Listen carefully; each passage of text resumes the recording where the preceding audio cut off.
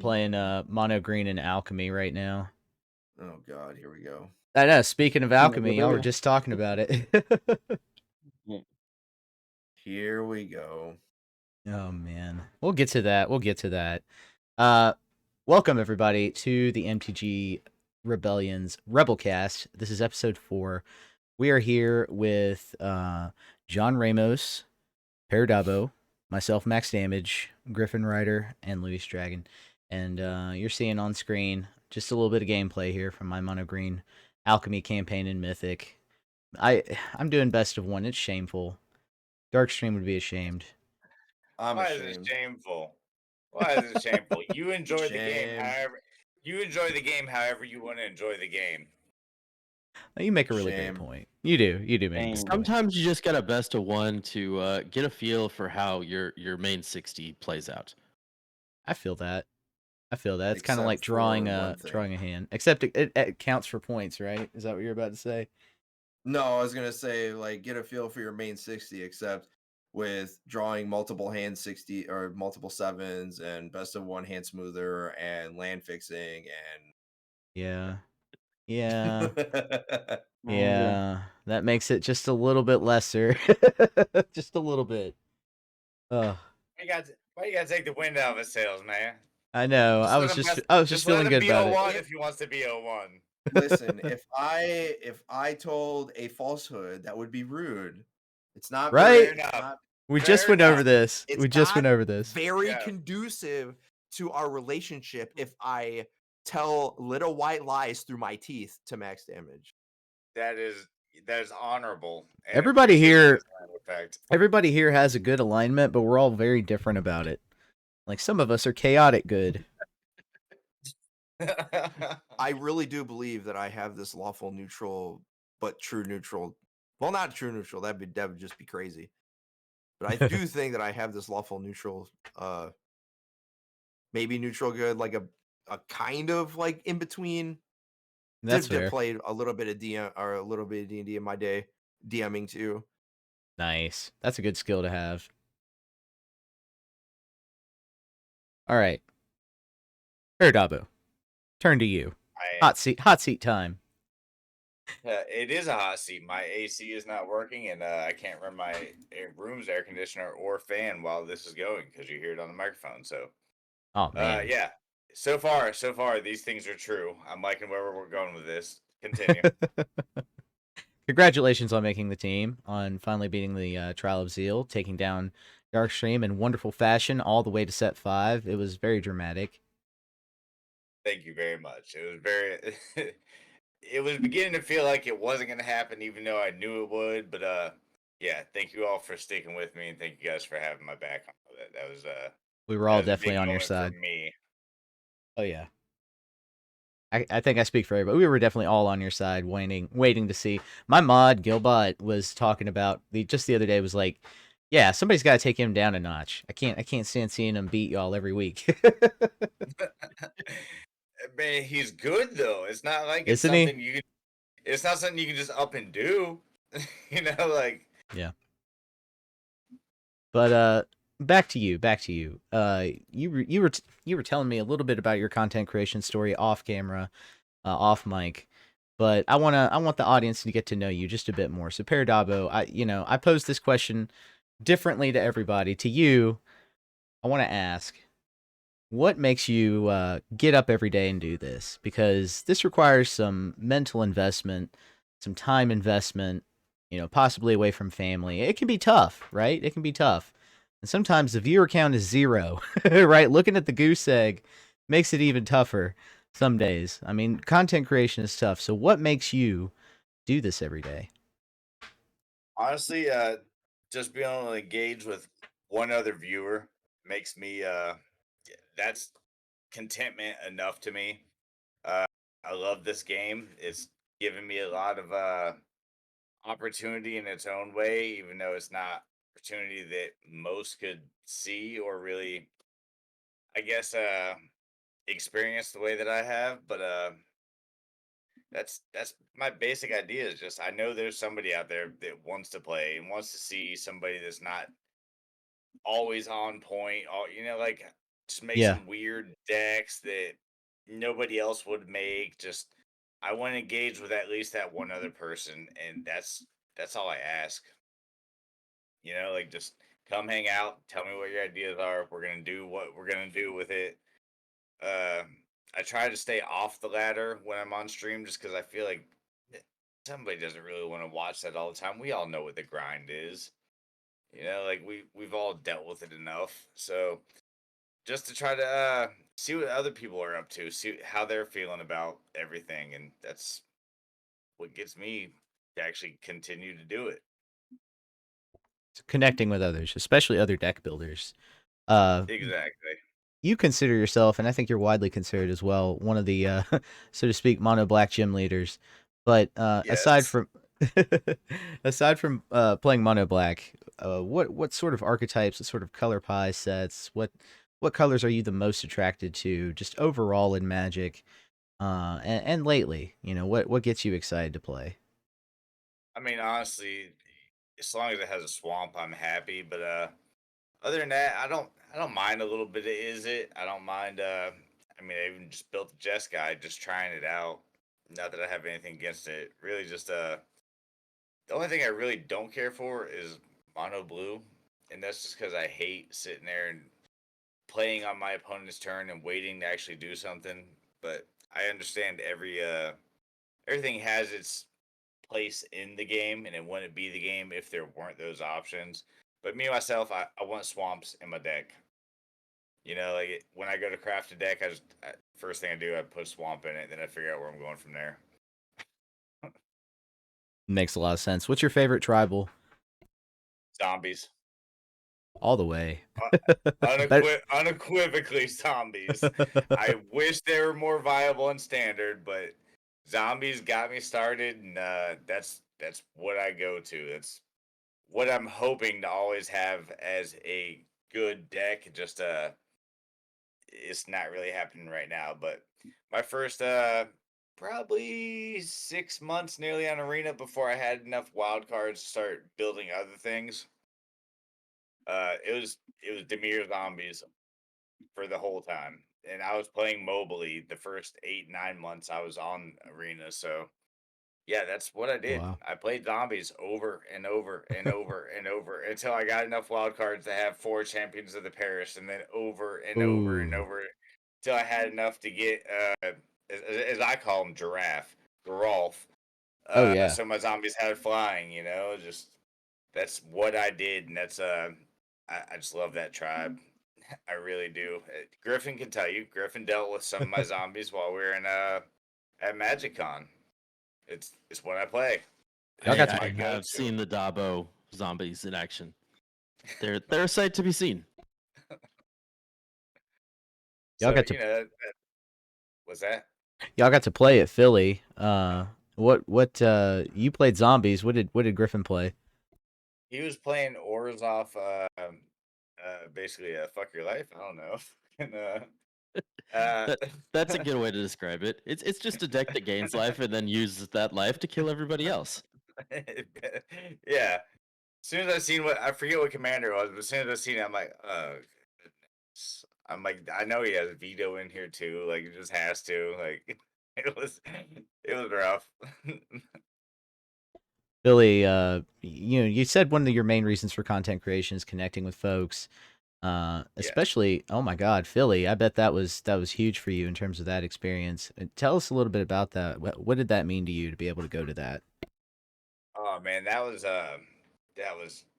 that blew my mind. The fact that I actually not only pulled it off, because honestly, that came from just off the wall, out of the blue. Numbskull asked me one day, he's like, "Hey, you going to Philly?" I live all the way down in Florida, like, and I had never mentioned Philly, but I knew it was a thing coming, and I was like, "No, I'm."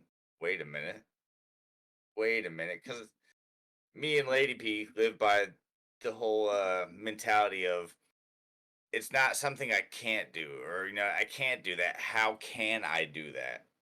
And so then I started brainstorming, and the quick assessment was, I bet I could. And so I did. And then there I was.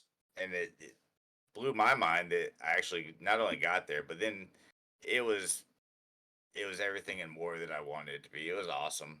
It was cool to meet all kind of people that I've seen stream and known through online for my little bit of tenure that I've been around. And everybody was so chill, man. We all just had a good time. Like we sat around playing games whenever we felt like playing games, whenever somebody wasn't doing anything else. We all just went and got coffee, got food, whatever. Just actually chilled with the homies instead of sitting there in chat all day, actually getting to meet people. And that was a great feeling, man. It was really cool to catch up with a lot of everybody that you sort of know, to actually see the faces, shake the hands, actually throw some cards on the table. It felt good. You got to run into the MTG super fan known as Gruel Charm. That I did. That I did. Something was born from that encounter, wasn't it? A hashtag. Tell us a little bit about how that happened.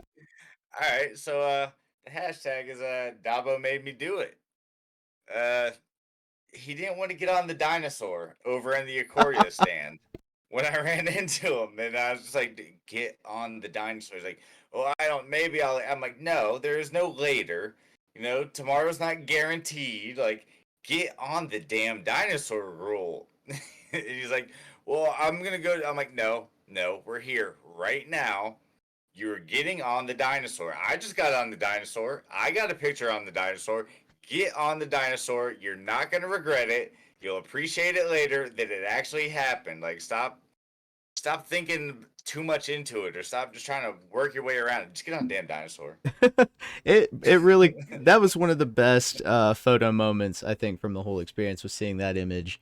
That was really good. Yeah, That and I think he played it up right too because yeah. he almost looked begrudging in the photo, just like just sitting there with this face like, I didn't want to be up here, but he even had the idea of put up the sign saying Dabo made me do it.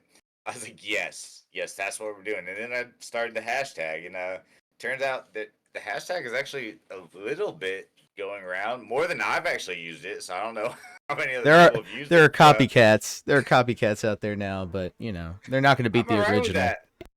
I'm alright with that as long as it's Dabo made me do it. Or any kind made me do it. I think it's hysterical. You know, I don't claim everything for myself. I just think it's great that I think it's great in that moment that I got not only to meet Gruel, but to get him to do something that he wanted to do but wouldn't have done without the right provocation. And I like to think I'm good for those type of moments. Peer pressure is life. Wasn't necessarily peer pressure. It was me talking him into doing something he wanted to do. Right? But he wanted to done he wanted to done it without incentive, and the incentive was just Dabo behind him, just like go, go, go, go. Now I'll hold all that. It's okay. Go. Translation: peer pressure.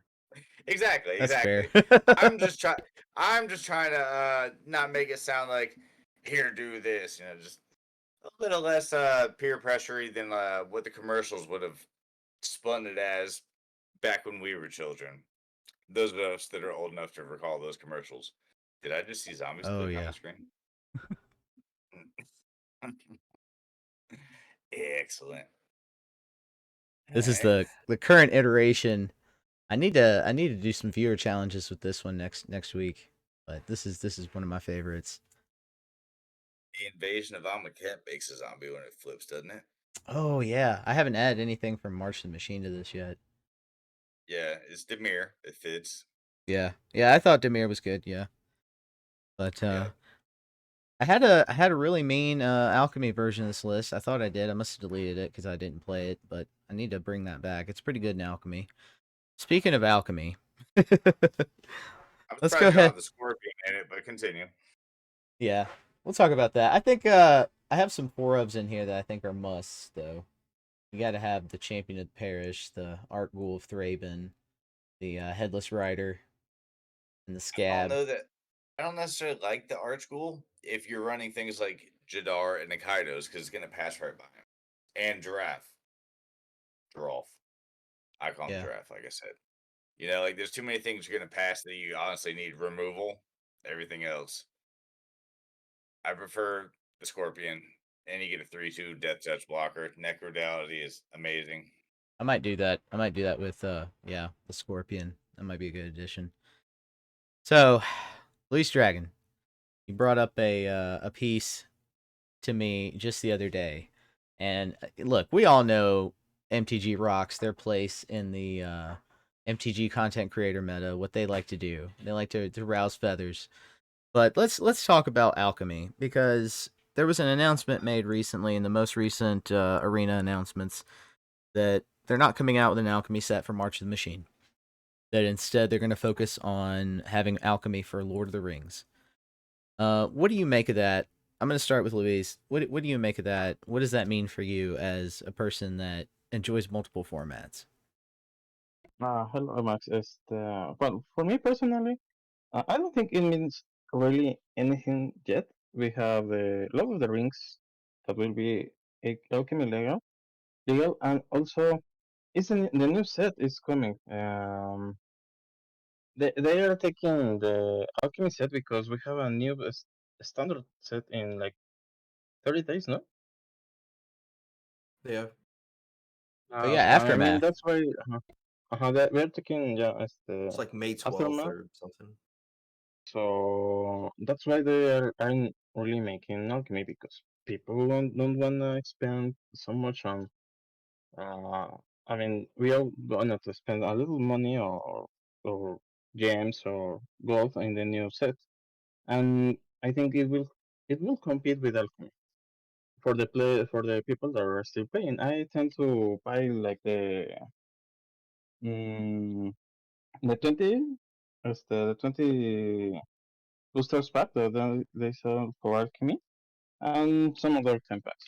And the other things that I like, I just Rebelcast. So I think it's not the beginning of the end of alchemy. Let's see how the Lord of the Rings really goes on arena because the set and paper is extremely expensive. Yeah. I wanted to buy some cards. Even I have a friend that loves Lord of the Rings, but doesn't like Magic. But he wanted the cards when I sent the prices. He said, "No, thank you." I mean, it's Oh. extremely expensive. And for example, he doesn't play Magic. He doesn't see a lot of the why he will pay like $400 for a collection booster set. I mean, it's totally expensive. Look at the wording in this article. I just want to point to something. Yeah, the the wording is. Oh my gosh. Uh-huh. When they did announce it, much of the community erupted in delight, eagerly celebrating the lack of an alchemy set. I just Rejoice. Erupted in delight. That's. Yeah. I mean, if you How digitally did you hear anybody erupt? so if you read Reddit, then yes. But if you didn't, oh look where they went. yeah, they went Really? exactly to Reddit. Uh-huh. Of course they did. Where else would you go if you wanted to have something boistered up or just make sure that there's plenty of hoopla about any subject? Twitter. Twitter You can was already. very tame. I'm not gonna say that it was For like this one, it was, but in general, if you want some controversy, just post something on Twitter. Yeah, pretty much. I don't think it's as much hits as anything Reddit though, but nonetheless, it was nonsense, but whatever. This seems blown out of proportions. But okay.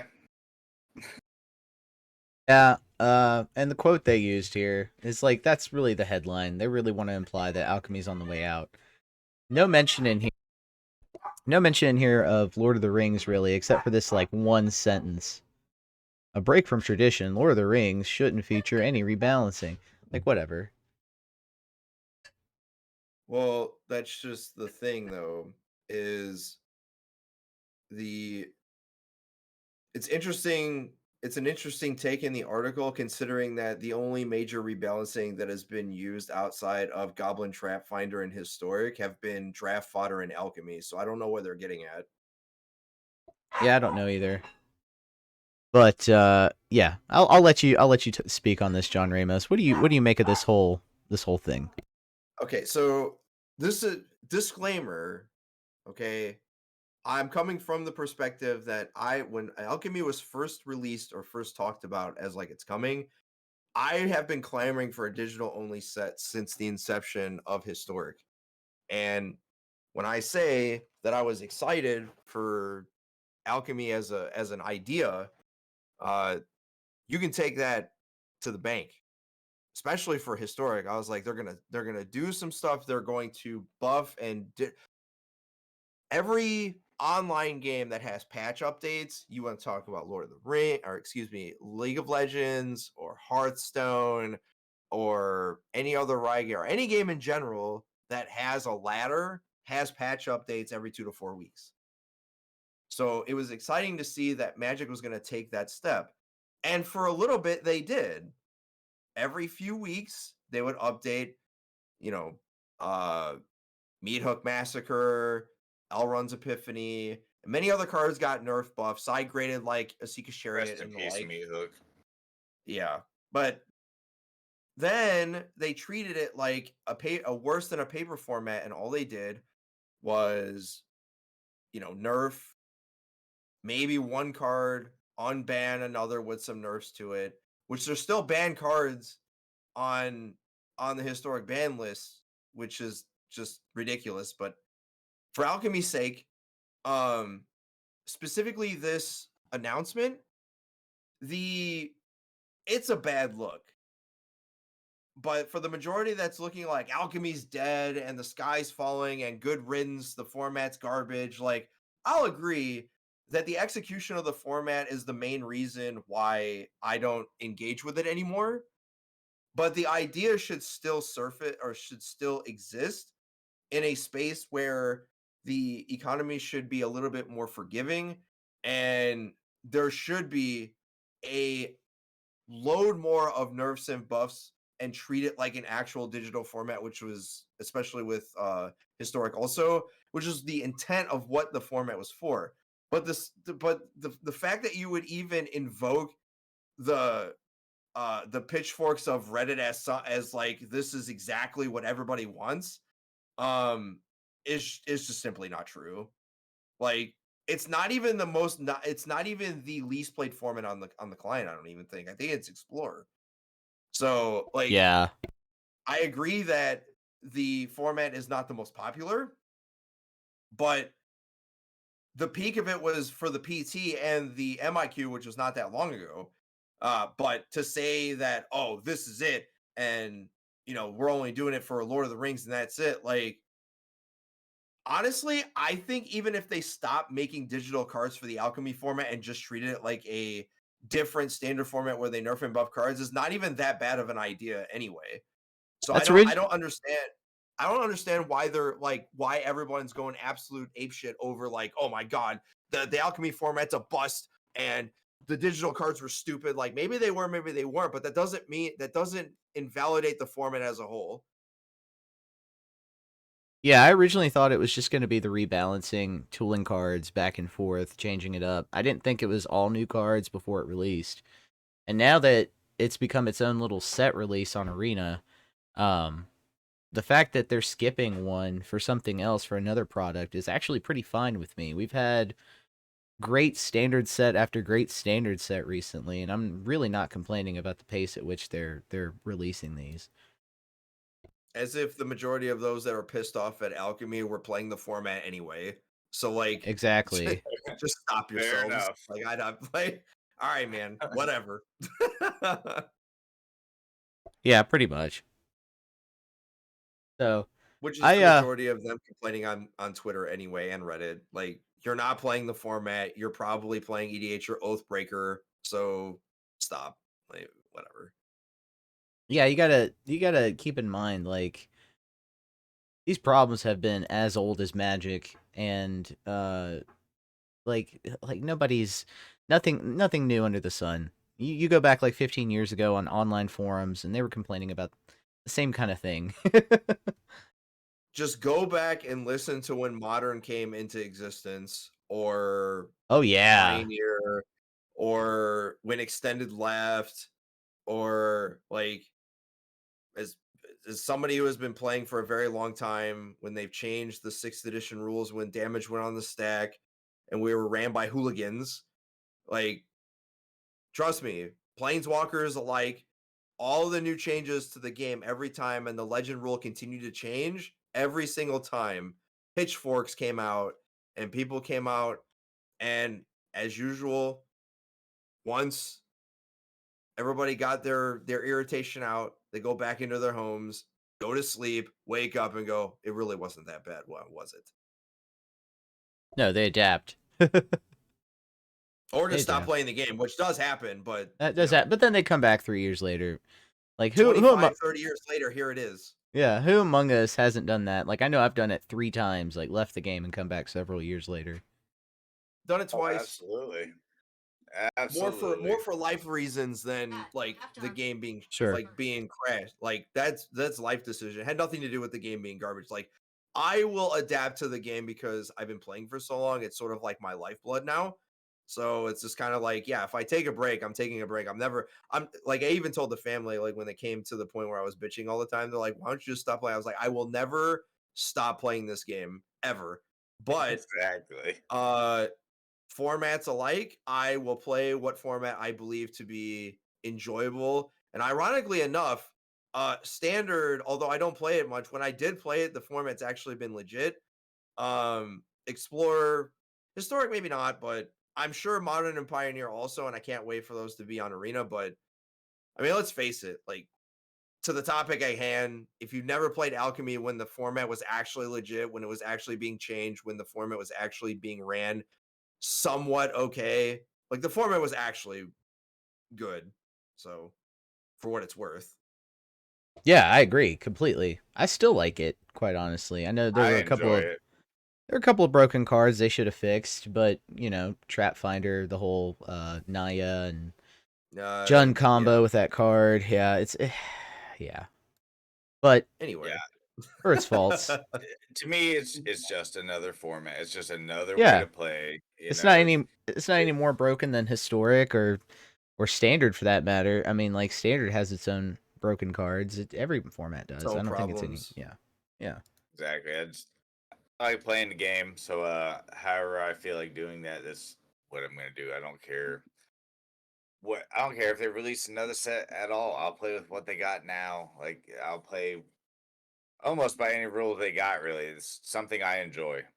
You know, like even when I get salty about it, it's something I'm still going to do, regardless of even being good mood, bad mood, enjoying my time, just getting absolutely shut down, whatever it may be. Like I enjoy this game. This is what I like to do with my time. So That's one of those things I like to brag about is I don't mind getting beat by an awesome combo or a spectacular finish or a lot of damage. oh That's just as when fun you to see me. when you see an off the wall deck, especially just come and just rock you, you're like, that was so cool. Like I would have never thought to play all that together. That Yeah. okay.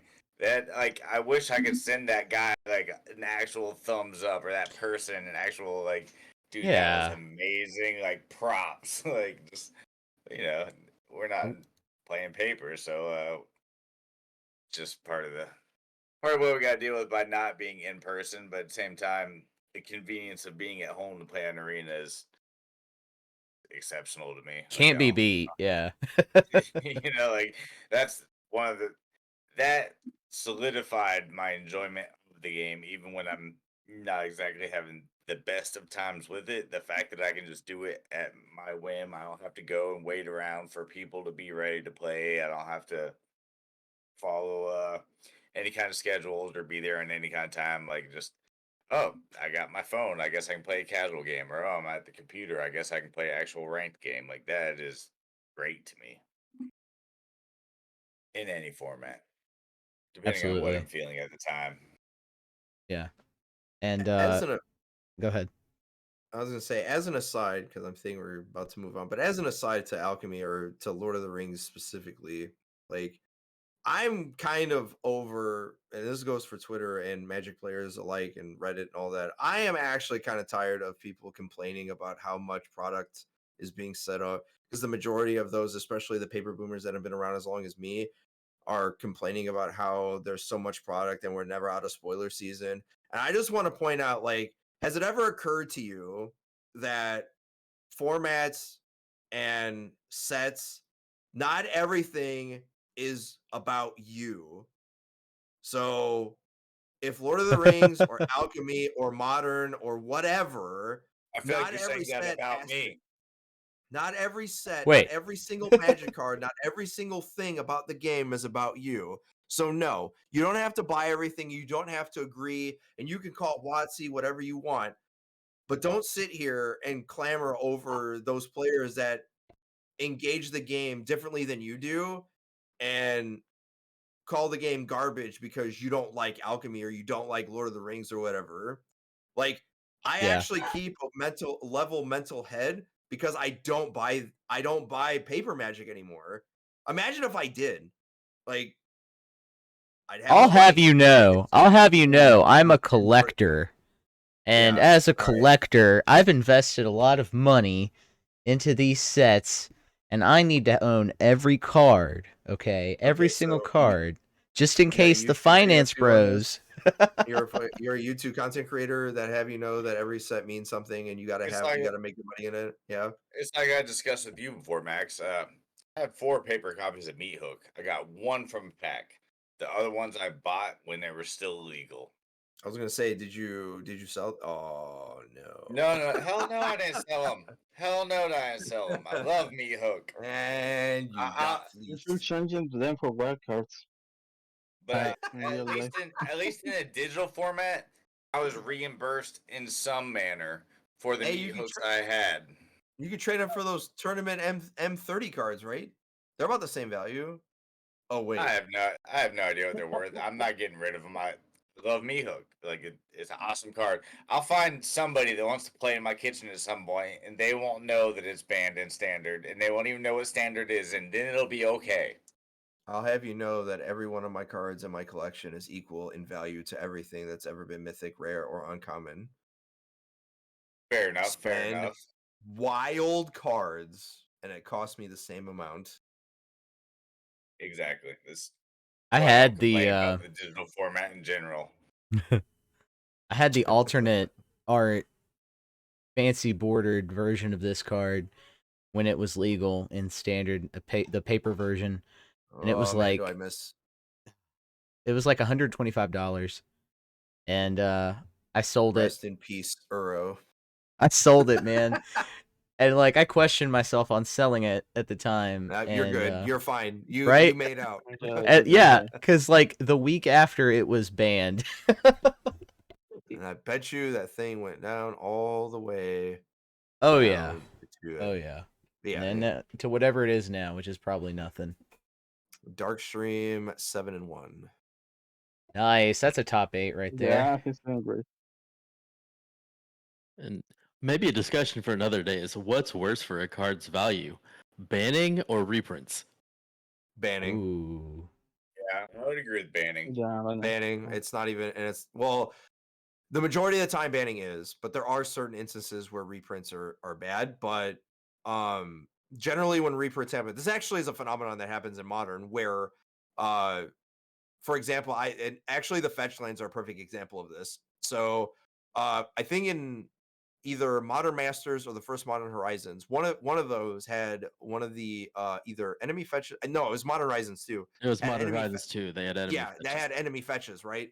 So before they were spoiled, enemy fetches were like worth like a metric fuck ton, and like the allied fetches were relatively stable. I mean, they were like I don't want to say Polluted Delta or Flooded Strand were like, $25, but they were pretty cheap, like below $50.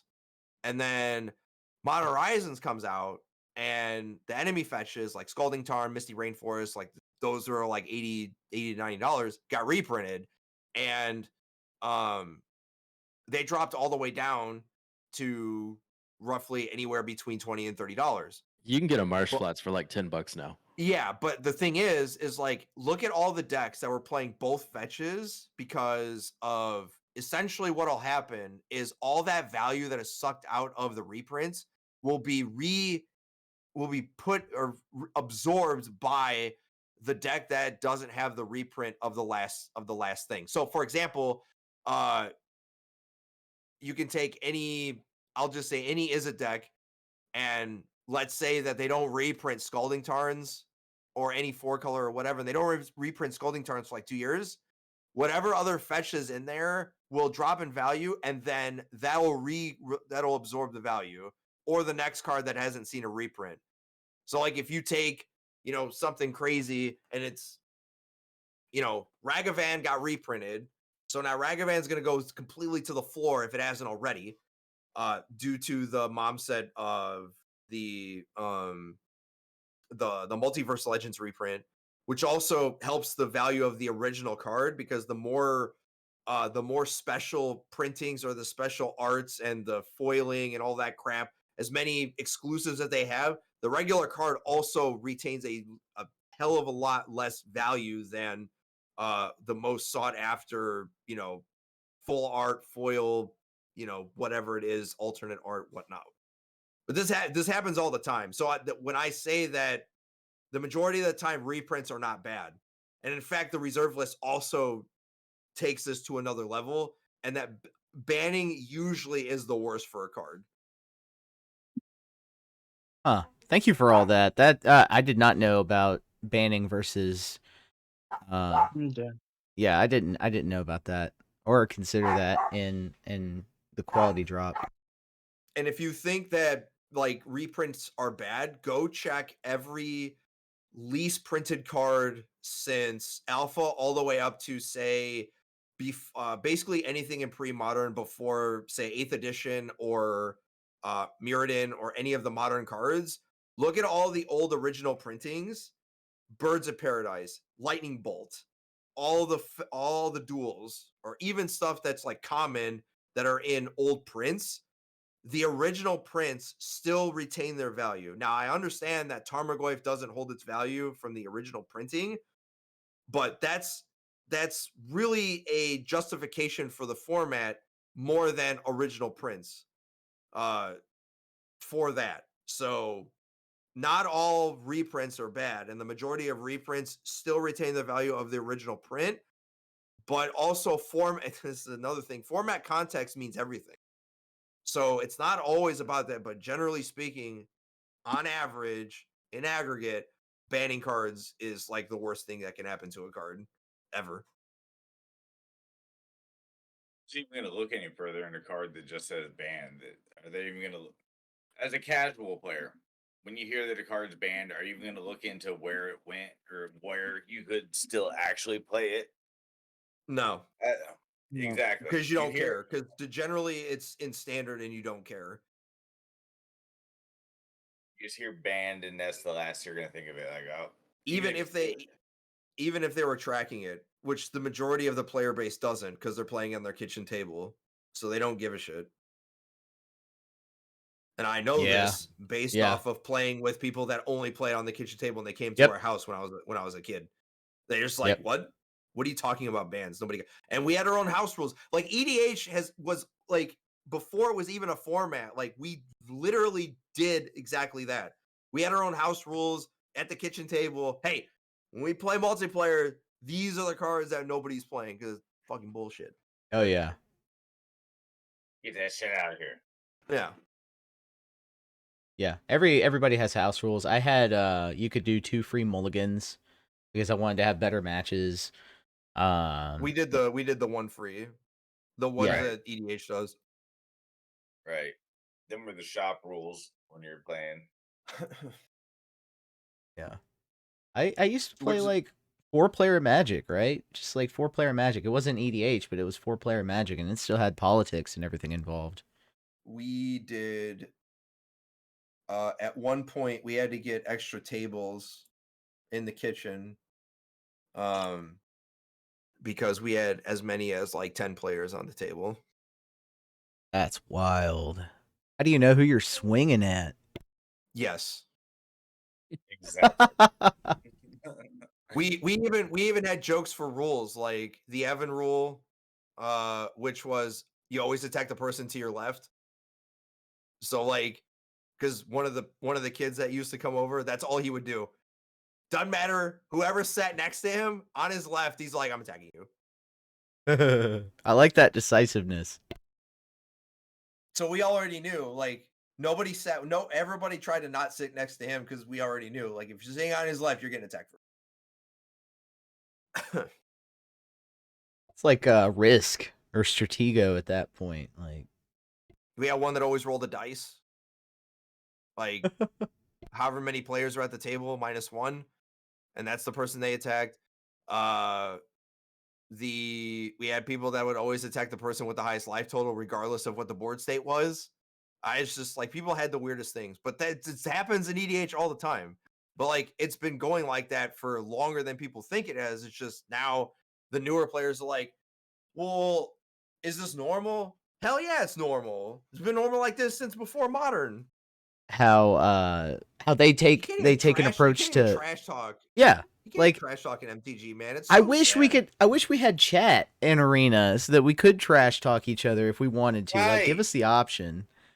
Exactly. I mean, that's what's great I about hopping in Discords. You So Yeah. I can understand. just I thing. understand why there isn't chat because of MTGO Salt. If you don't know, go on Twitter, go to MTGO Salt, and just read the nonsense that you will see on MTGO.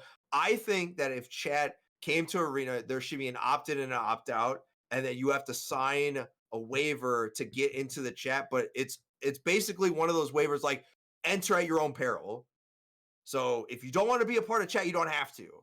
But if you want to, you Yeah. don't get to, do one of those things where you're like, well, I'm going to call the police because, they were bullying me on chat. It's like you willingly signed that you were not going to do this. So you knew exactly what you're walking into. And you couple that with here's the positive side of that coin, right? It's not just about trash talk. It's also about training up the next generation, like not being ashamed of losing for a while and being embarrassed of losing. Like losing doesn't have to feel bad. You can learn something from So each loss. they'll get their if you cannot acknowledge the fact that somebody will get the turn eventually and allow it to happen, you're never going to get your turn either. So have some respect. Like I can't, man. Like sound it's like sound like Rodney Dangerfield. No respect. Oh man, it's just I love it. I've never understood the whole. Well, you got to give me time to get set up and everything else. Like that just seems off to me. It Yeah. really yeah. does. Heaven forbid you interact with your opponent at any point in the game. Yeah. I think here's the other side I think to this is this refusal to teach, and we're both responsible for it, and also it's the fault of the culture, but the culture is formed by the people in it, right? So it's this back and forth cycle like an Ouroboros. But that's part of why the rebellion is the way it is, formed the way it is we want to bring each other up, and we want to focus our efforts on turning towards the community and empowering them to play better, as opposed to softening the game or taking an approach where it doesn't hurt that bad to lose. No, let's just empower people to win more frequently and become better players. And I think that approach is, and feel free to disagree, of course, anybody in here, but I think that approach is probably just a little bit better than nerfing the game, in my opinion. What do you think? Griffin Rider and Loose Dragon. What do you all think about how competition is like in the spot of the game, considering that Griffin Rider also had made the stream team through the trial? Like, I want to hear what y'all think about the specific topic at hand. I think it's a weird thing to gauge because a lot of the competitive side of Magic isn't as public as the EDH crowd. So that's the one that we see every day. We're, for lack of a better term, just jammed down our throat all the time because they're the ones that are out and in the open. There's still competitive people out there.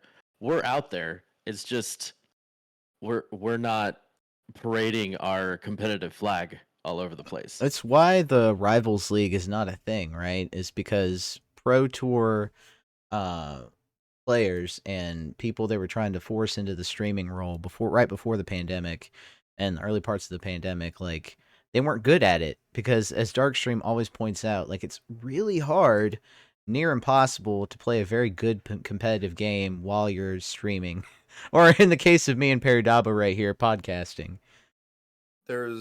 It's I know it's not foolproof or empirical, but basically and I'm sure that this is made up, but take it for what it's worth, grain of salt, that the average person playing on stream is at basically between 65 and 70% capacity at competitive level.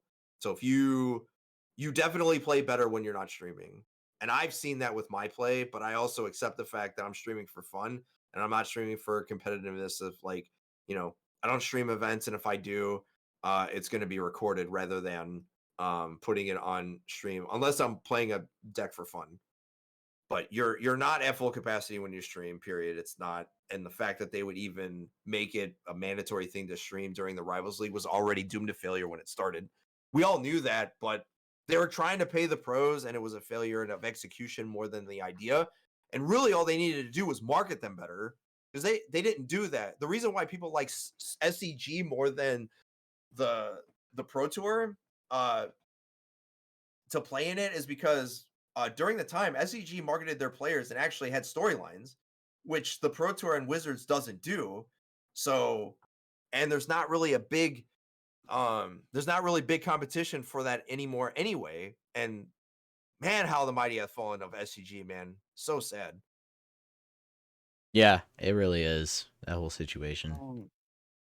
For competitive, I see two problems with Magic in competitive. First, I mean the point of like you guys said, to ask if it's correctly to win, or you have to wait for someone to stabilize to start playing. That's a problem mainly I see in card players. I really play nothing of cardboard, so speaking from a point of view in only arena, hmm, I do see a very big trouble in, let's see, ladder. I know that ladder is not really competitive, but let's talk about ladder. Hmm.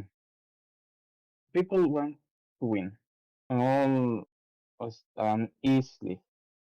So this is why we have really too little variation of the decks. You see a new set, and yeah, we have an upgraded version of Rakdos, for example, with the Tali, but it's almost the same deck. And I haven't seen really Knights to go off, or another type of a new deck that is coming out, because people is always waiting for the more, mm, let's say, the Established, better maybe. players, Yeah.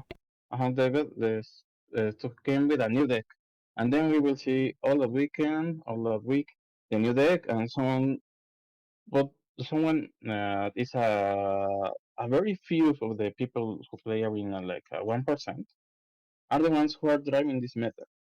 You see all the other players are playing for example, Rakdos attacks an enemy. They didn't even know how to play.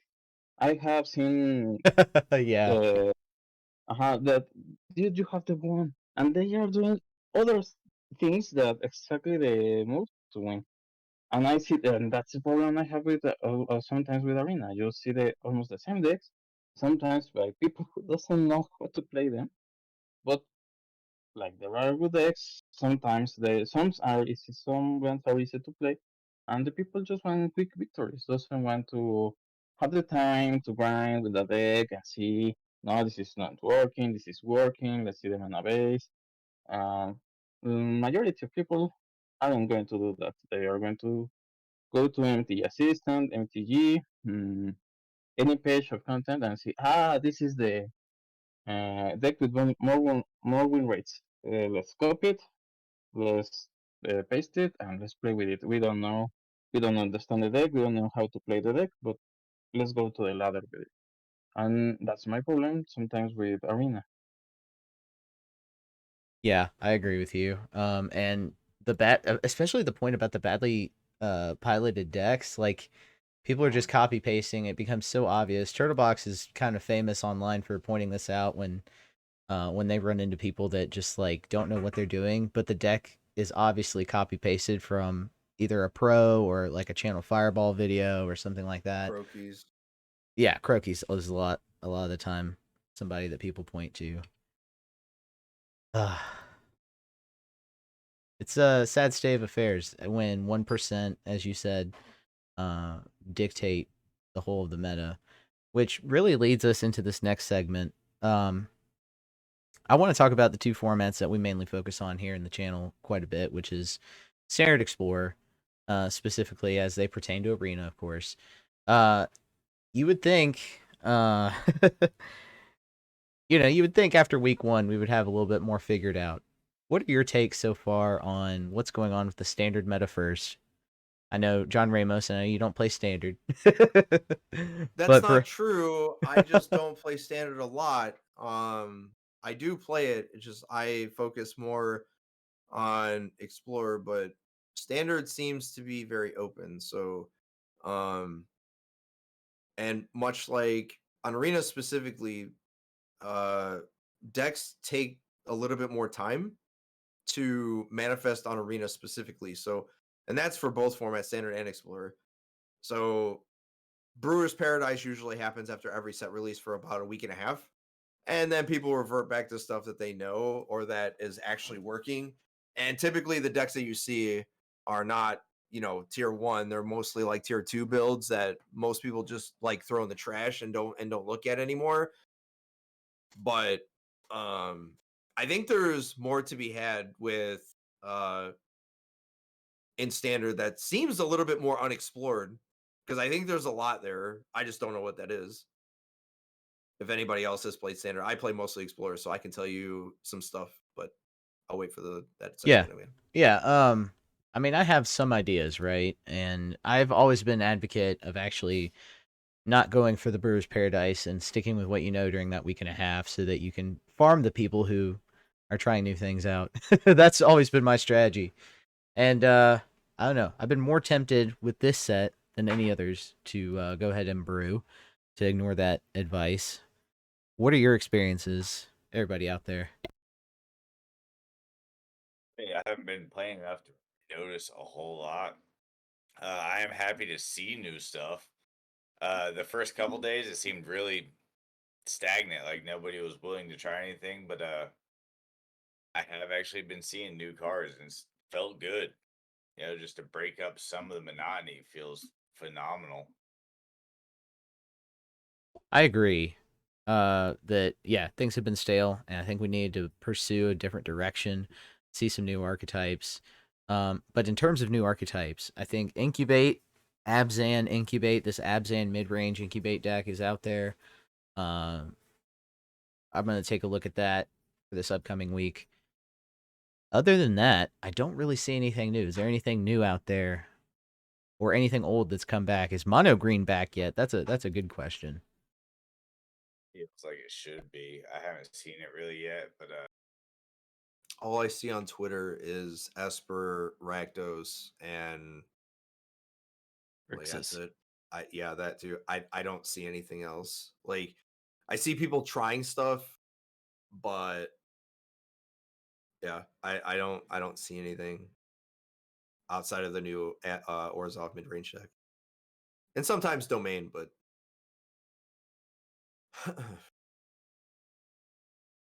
Man, I've been playing the Grixis Atraxa, and I've added a couple of little pieces to it here and there. I've been playing with New Sheldred, but other than those, I really haven't been. We'll have to report back on this next week. It's been a rough week trying to figure out Standard for me. Every time I think I have something about it figured out, it morphs into something else entirely, and that's whether it's an aggro dominant or like a mid range dominant. I'm not quite sure. I know that all these new legends, the team up cards, I'm not sure that they've made an impact yet. Any of those stick out to you? I think the Kyrie one, the 5-drop Demir, where you can. I was seeing a lot of that on the ladder last Okay. night because it's so easy to set up with Explosive Singularity. Oh my god, yes. I gotta build that one. That one I definitely It's want to play. and it's really hard to deal with. You have to have some kind of exile effect in hand, and there's not too much of that going around right now. Yeah, mono white seems the only one well positioned to defend against that. Speaking of mono white, if anybody does play mono white, have you tried Elish Norn? That's definitely a game winner when you play it and are able to sacrifice the other 3 creatures to do it. Out of all the Praetors, I think Elish Norn and Sheldred are probably the 2 that are like, all right, they landed, they did their thing, you're gonna win. Agreed. My moderator T-Rex Adactyl, he made a new Shieldred deck that was pretty disgusting because then he used Breach the Multiverse after he's milled most of the opponent's library to just bring everything back. It was pretty great to see, even though it was against me when it happened. Yeah, I think there might be room somewhere for like a Demir Mill Reanimator build that works into both like Breach the Multiverse and Breach has been fun. Breach with Hellraiser has it been seems like a great. fun card. There's also a very annoying interaction that I got to deal with last night, in which my opponent had the new Chandra out and then cast Invoke Despair, and new Yes. Chandra Oh. copies the first instant and sorcery spell. Yes, that's what I want to do so bad. I've been trying, I just haven't been able to get them to both hit at the same time. Anytime I can copy Invoke Despair, I'm a very very happy Dabo. I may have an invoke problem, but I'm okay with that because I identify it and I see it and accept it and embrace it even. So what I like to do. Is anybody playing with Archpriest of Shadows specifically? This I was one, actually watching Jay run it a lot last night and getting good results with it. okay. I think he went on a seven win run with it in the best of one. Was he playing mono black? Yes, Mono Black Phyrexians, I believe. Oh, that's sick. There's an Orzhov Phyrexians deck somewhere. Oh yeah, that one that makes it so you can't play more than one spell that isn't Phyrexian a turn, because you have to actually cast your battles after you defeat them. So if you've already played anything that turn to get a battle to flip, you can't actually cast your battle. Much less What? any Yeah, yeah, the flipping action of the battle is a a cast. You're cast. actually casting the backside of the card, so it can be Yeah, interacted with, or it can just fizzle if something prevents it from being cast. Which card yes. is I can that? negate it. All the It's a battles. white card. It's Oh, 3 yeah. mana, 2 blue or two generic and 1 white. It taxes anything that isn't Phyrexian. I believe all non-Phyrexians come in tapped, and it allows you to that. I think that's You it. can only cast one non-Phyrexian spell per turn. I think is what you're Yep. talking about, the sensor. Yep. Oh my god. Yes. Okay. Yeah, so Yeah. if you cast the battle, which or you make it flip, that counts as a cast. So if you Yep. cast anything beforehand, you can't cast it, and it stays exiled. Oh wow. Okay. Another Yeah. interaction that people had saw. That's a really great judge question that I sort of knew, but like somebody asked it, and it wasn't something that people like sort of interacted with. So, the Demir invasion of Amonkhet, Yes. the flip when it flips, it targets a creature or spell or whatever, and it becomes basically a eternalized 4/4 zombie, right? Well, Yeah. somebody had copied a Shieldred with it, like the 5 mana that turns in or flips, right? Yeah. Yep. Well, um because of how the new ruling for tokens have a backside now. So when Yes. Children exiles and flips, it's still a 4/4 when it flips. Oh my As god. the As a yeah, saga. as a saga. Oh my Because god. it's still a 4/4 in addition to its types. So it always is a 4/4 zombie. Which if you read that's how it works. It's just not very many people knew that. And I'm just like, well, um, That's wasn't the original question was, is it still a 4/4? And I was just like, well, I know it flips because tokens have backsides now because of the new Phyrexian Incubate. the new breakdown. Yeah, for incubate. But I didn't know that it stayed a 4/4 as a saga. I was just like, does it? I mean, it reads like it does, but I didn't know that. But it makes sense because it Yeah. doesn't. Yeah. So interesting interaction with some of the cards that you just don't. It just doesn't happen until you see it or it happens. So Any other cards kind of stick out to you? I have on screen the Hidetsugu and Kairi. I made a Grixis last night just to play it. It's so fun. It's so fun. Of course, by the time I got to Hitsugu and Kari, my opponent was already so low in life that I didn't get to actually cast the spell that I just put on my library, and they had no choice but to kill it or die. So I didn't get to see it actually cast for free. But yeah, just by the time I got to there, they were already in a bad spot. But I did seemed get to like see it. What's that? oh no, I didn't think you were done. Go ahead. I may or may not have been. I could ramble on forever. No, like you were talking. I was like, oh crap, he was still talking. I was like, my bad. No, I didn't Nah, think. that's good. I didn't think the.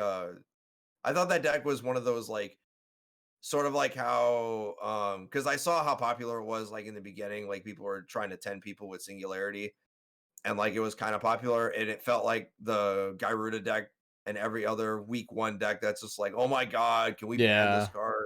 That type of stuff. And then like the better players are just like, okay, now we got to actually account for this and actually respect it and put it back in its place because we know it's not the best deck. Just the best thing to do when nobody is doing anything relevant and dirtling. So yeah, I need to And This is what I want to reanimate right here is Itali. I've seen it. opponent plays it, Actually, just use Breach the Multiverse and you get it. Yeah.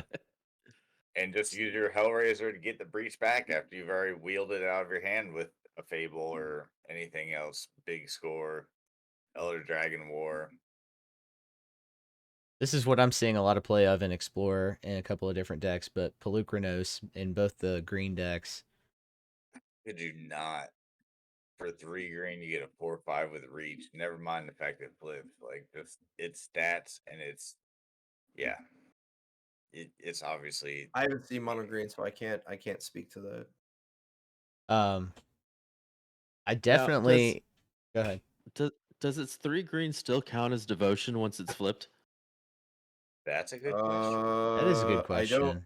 don't think it does. No, because the mana value is still the same, but it doesn't have the pips when it flips.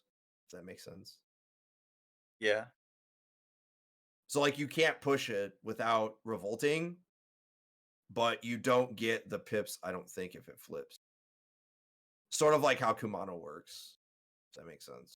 I'm like pretty sure that's how it works. And of course, somebody will look it up and tell me I'm wrong, but I'm like I'm more than 60%, but less than 80%. So I'm like kind of sure that that's how that works, but I'm not 100% sure. If the things are still a 4/4 even after it flips, you got to pay 3 green to get it in. You can't just throw it down on its backside. I'm not sure at all, but I am interested. I may have to go rile my moderator out of whatever he's doing after we get done with all this and find out. Judge. Yeah, I'm trying to make mono green work in multiple formats. Standard, it's untested. We'll see how this goes with this card right here. Doomscar Warrior is really, I think, the MVP right now in mono green. If there is going to be a mono green, this one's leading the path. You think that over Tribute, huh? Yeah, I really do think. I guess it Yeah. depends on the build. It depends on the build, right? Because you want to be able to draw cards from this, Read it not get again. the. You want to draw cards sometimes, most of the time. You want to take, it has to come in with 3 power. If you have a limited amount of those, then this isn't as good. But if you're more towards like the mid-range green side, high power, then maybe this is a little better. So it just depends. But So according to Tumblr Magic Judge, ask a Magic Judge, the back face of a double face card has no mana cost. While it has a converted mana cost or mana value equal to the mana value on the front face, it still doesn't have a cost and cannot provide devotion, according to that. ooh. But of course, there's some others that say it does, so I'm pretty sure that it doesn't. Now, So I can see how it wouldn't, by all means. Just yeah, because you know, backside cards or like when it flips, the backside doesn't count. And Right. since the backside doesn't have any cost, it doesn't provide devotion. It's still green, and the mana value is still 3. It just doesn't provide devotion because there's no mana cost on the card on the backside because you can't cast it from there. So makes sense. Whatever. Yeah, it does. All right. I'll allow it. I'll allow it too. Yeah, I'll allow it. Oh man. So, tournament coverage. I wanted to look at the live pizza box numbers and see what's going on there.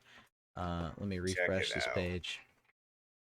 It All right. really is not showing much except we already know what was good and what wasn't. Like, Yep. The return of mono green ramp. because people were playing, so like if you if you look at the decks from the breakdown, Rakdos mid-range is number 1, Azorius is number 2. Interestingly, Grixis and Rakdos Sacrifice are number 3 and number 4, with Mono White and Gruul right behind it. But this is really what the format has always been, outside of like the outliers of like Grixis and Mono White. Still, people still playing this deck like it's good. And again, look at the match win rate, just over 40%. The deck's not good. Like, aggro is absolute trash in this format. Like, because Rakdos is so good. Yeah, Rakdos So- is mopping up. Darkstream, I think He's still playing. 7 He's and playing 1. Atraxa. He's not playing mid range. He's playing Atraxa. Yeah, So. he's playing Rakdos combo, and it's got like the base, like the first 3, maybe just the first 2 really, mana slots are very similar to the other build, but then it just completely diverts into this combo build with Atraxa. So Yeah, I was pretty stoked when I seen the list. yeah, I believe I commented as so. last minute too, right? Like he just built this. Yeah, Yeah, he built it this morning. He Mm. got up. He had a wild hair go up his butt this morning when he got up, and he just decided to do this. after like a week of talking up mono green aggro. Yep. Mono green Yeah. actually would have been a good choice for this tourney. Well, sort of.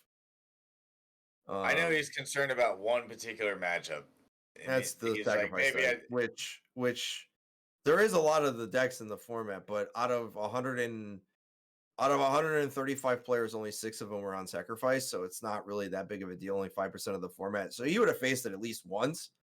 But the format is pretty open, as in agree. like Rakdos and Azorius were the top 2, making just under 20% for both, like combined for both decks.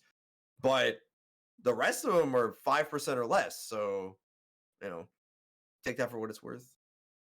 Yeah. How do you think, John Ramos? Final thoughts on Explorer? How do you think this is going to shape out after the end of week 2? So a week from now, what are we going to be saying is the meta? I played 2 days of like 3.5 to 4 hours, and I played 3 to 4 decks per live, and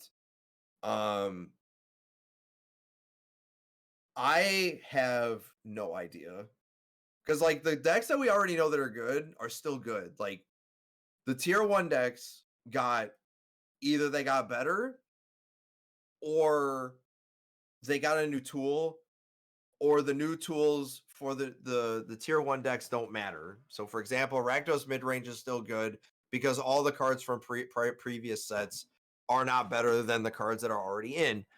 And certain decks that got better cards, for example, Creativity got a new tool in Volcanic Spite, which is strictly better fire prophecy. And there are some archetypes that got upgrades of stuff, but does that matter in the scheme of, are they better than Rakdos, Azorius, Greasefang, and Gruul with some Rakdos sacrifice? Will remain to be seen. But for me, I played a bunch of decks, and I played against a lot of meta decks.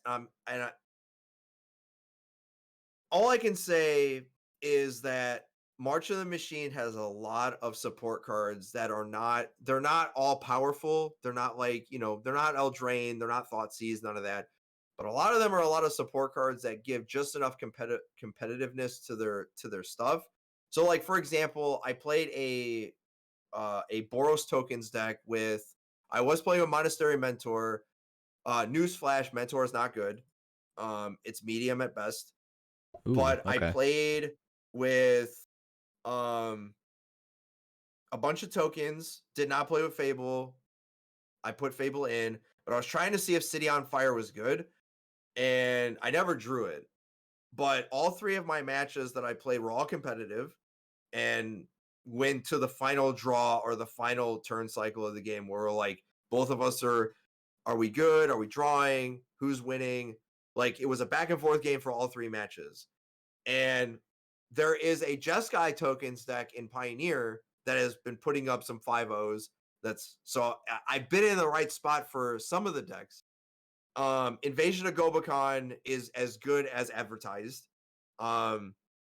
It's easy to flip, especially with tokens if you're on curve. And yeah, I just need to see if City on Fire is legit. And there's also other cards to use if you really want to, but you can go into 3 colors if you want. I just did 2. I tried C double with Mill and Rogues, and C double was medium, if at all. Mill is not a good strategy in my opinion. Just play Rogues. There is a Rogues deck floating around in Pioneer and in Explorer, and it's actually quite good. Fairy Mastermind, the jury's still out on Fairy Mastermind, as in that's Yoda's card, but Nighthawk Scavenger is no joke.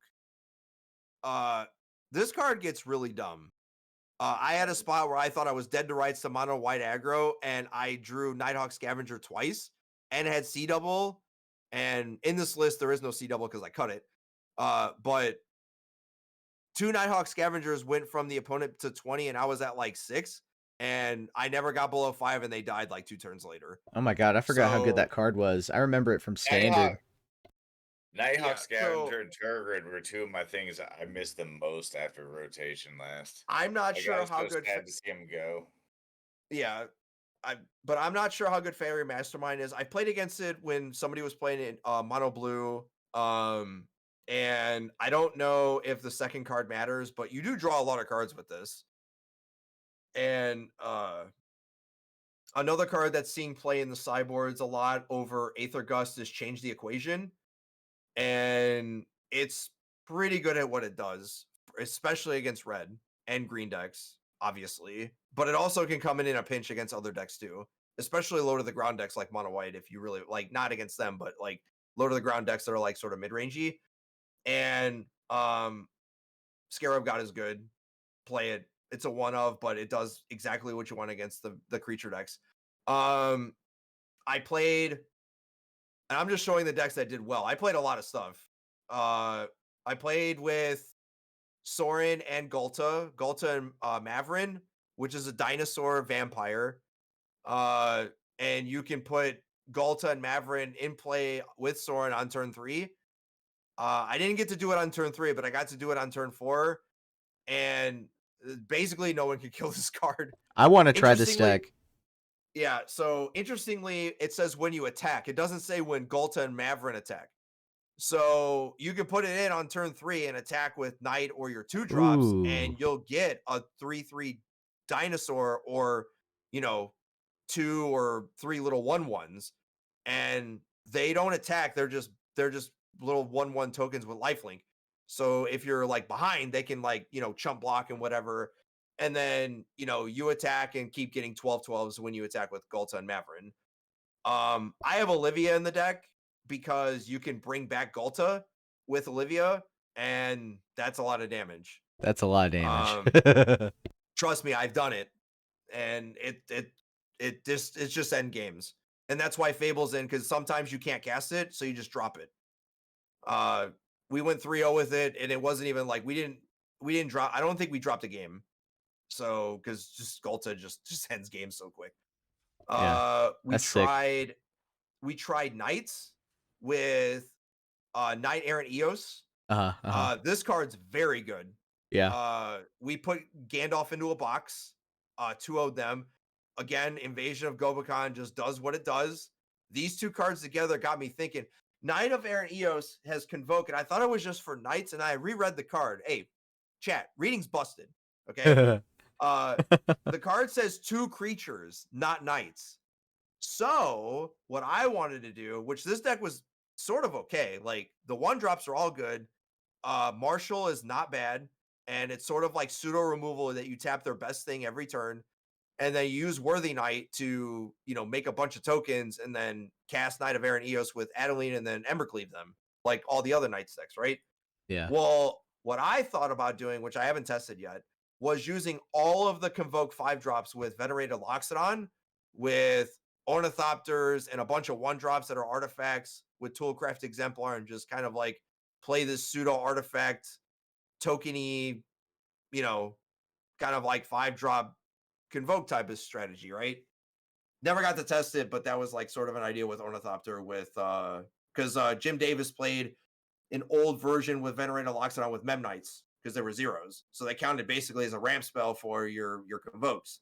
And since you're playing with all creatures anyway, this draws you effectively 2 cards, but it's also a 4 creature that is not embarrassing at all. What else did we try? We tried and then the rest of the stuff that I tried was like, we tried dragons. Invasion of Tarkir is good, but you need a way to make it flip. We tried Hydras with Scales, with the new Hydra with Pelucranos. I think Pelucranos is just better with Darkstream's idea of with Tribute, which Darkstream can basically talk about how Tribute of the World Tree is just almost a better version of the Great Henge, because it basically does the same thing. And if everything is 3 power or greater, I just keep drawing cards. And although I didn't get to play it with Mono Green Devotion, the aggro version is no joke, and you can flood the board fairly quickly, especially with Nykthos. So Pelucranos and Tribute together, what I wanted to try was with Scales with Tribute, but I haven't got around to it yet. But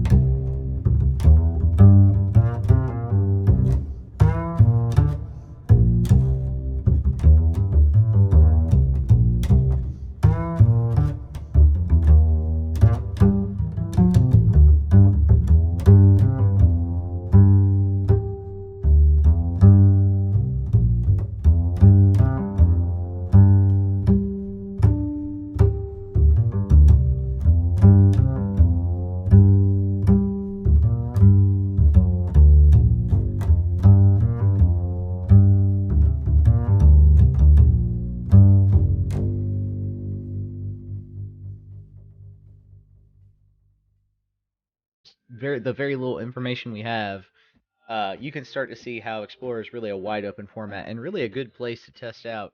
You wouldn't think so, but a really good place to test out some of the March of the Machine mechanics and new cards. Wow. Thank you guys for a wonderful episode. Go support the Rebellion. We have a YouTube channel where we post sideboard guides. We're doing some more in Explorer this week. And also this episode of the Rebelcast, which will go up probably by tomorrow. Okay. So, any final thoughts? That's going to be it from me. Final Oh, yeah. thoughts. Untap, upkeep, resist. Untap, upkeep, resist. Peace out, everybody. Yeah. Thanks for being here.